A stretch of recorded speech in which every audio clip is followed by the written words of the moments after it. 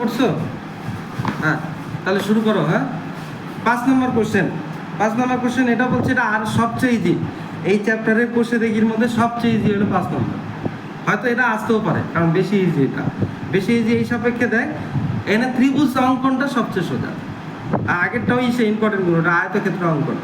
এটা এটুকুই সোজা, কারণ এটা ত্রিভুজ হলো সমবাহু ত্রিভুজ, আর সমবাহু ত্রিভুজ আঁকা সবচেয়ে সোজা। তাহলে 6.5 সেমি দৈর্ঘ্যের বাহু বিশিষ্ট একটি সমবাহু ত্রিভুজ অঙ্কন করি, আর ওই ত্রিভুজের সমান ক্ষেত্রফল বিশিষ্ট একটি সামান্তরিক অঙ্কন করি, যার একটি কোণ 45°। যার একটি কোণ 45। সামান্তরিক তো পরে আঁকবো, আগে তো ত্রিভুজ আঁকতে হবে। তা ত্রিভুজের বাহু কত?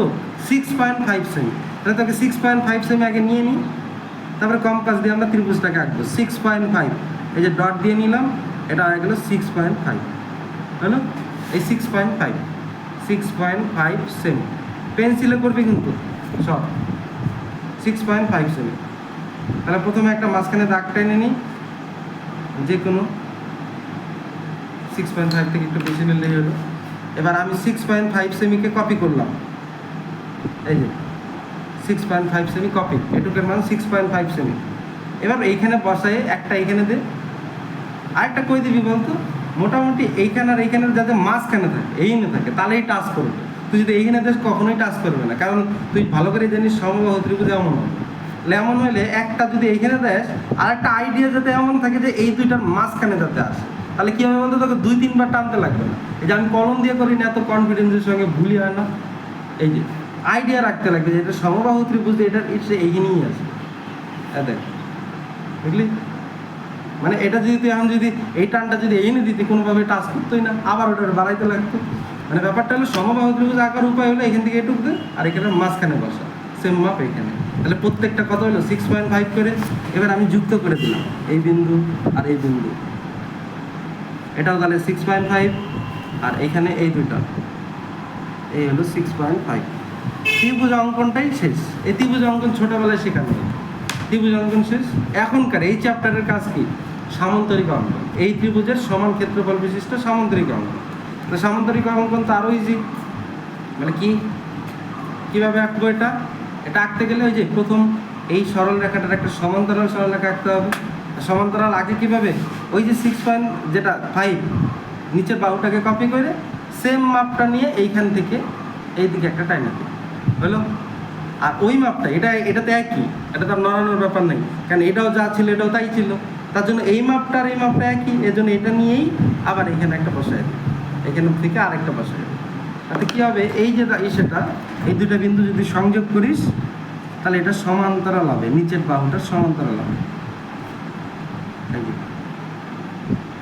হলো না? এটা আর এটা সমান্তরাল হলো। এটা হলো প্রথম স্টেপ। সেকেন্ড স্টেপ নিচের বাহুটাকে সমদ্বিখণ্ডিত করতে হবে। এই যেটাকে সমদ্বিখণ্ড করে জানি কীভাবে?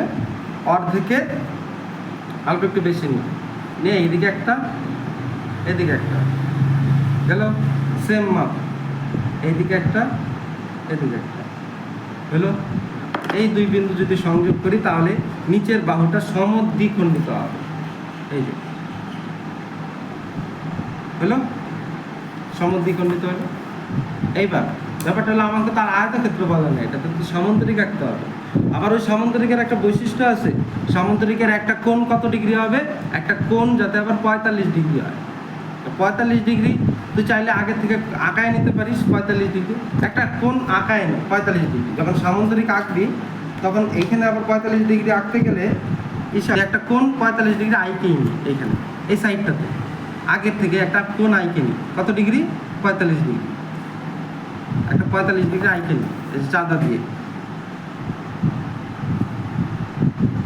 তাহলে 45 ডিগ্রি আঁকি, 45 কই আসবে? এই যে 40, এই যে 5, 45 এই জায়গাটা থাকবে। এই দুটো সংযোগ করে দেই,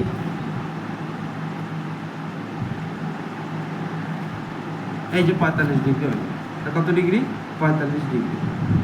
আর এই কোণটা কপি করে এখানে আনতে হবে। ঠিক আছে, চল করি, কপি করি। এই কোণটা কপি করতে গেলে, কোণ কপি করতে গেলে যে কোনো একটা বৃত্তচাপ নিতে হয়, নিলেই হলো। নেওয়ার পর আর সরানো যাবে না। এবার এই কোণটাই এইখানে কপি করবো, এর জন্য এইখানে দিয়ে দিলাম দাগ। এই যে বৃত্তচাপ কপি হলো। এবার চওড়া দেখ কতটুকু চওড়া, আর কমাইতে হবে। এতটুকু এতটুকু চওড়া, এই চওড়াটা এইখান থেকে টেনে দিই, এই যে হলো, তাহলে কত ডিগ্রি হলো? 45 ডিগ্রি হলো। এইখান থেকে এইটাকে আর এটাকে যদি যুক্ত করিস তাহলে কত ডিগ্রি হবে? 45 ডিগ্রি হবে। এটা দেখতে সবচেয়ে সুন্দর হবে আঁকানোর পর। এই হলো না, এটা 45 ডিগ্রি, এটা কত ডিগ্রি? 45 ডিগ্রি।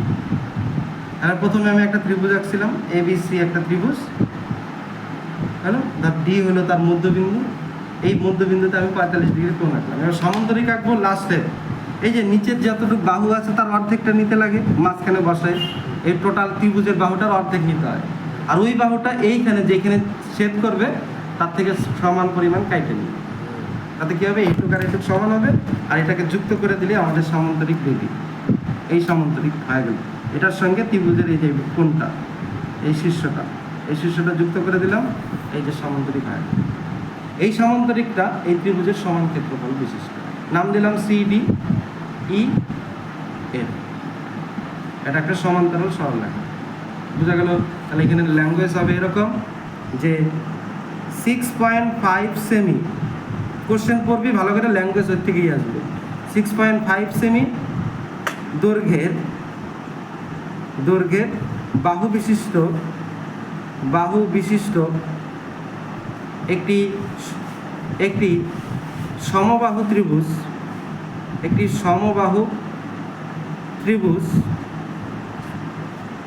ত্রিভুজ নাম কি? ABC অঙ্কন করা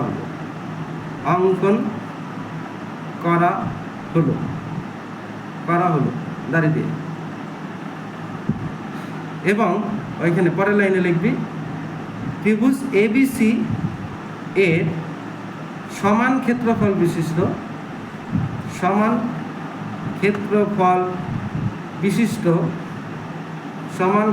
বিশিষ্ট একটি সামান্তরিকের নামটা লিখে দিবি CDEF অঙ্কন করা হলো কমা দিয়ে, যার একটি কোণ 45 ডিগ্রি। এই হলো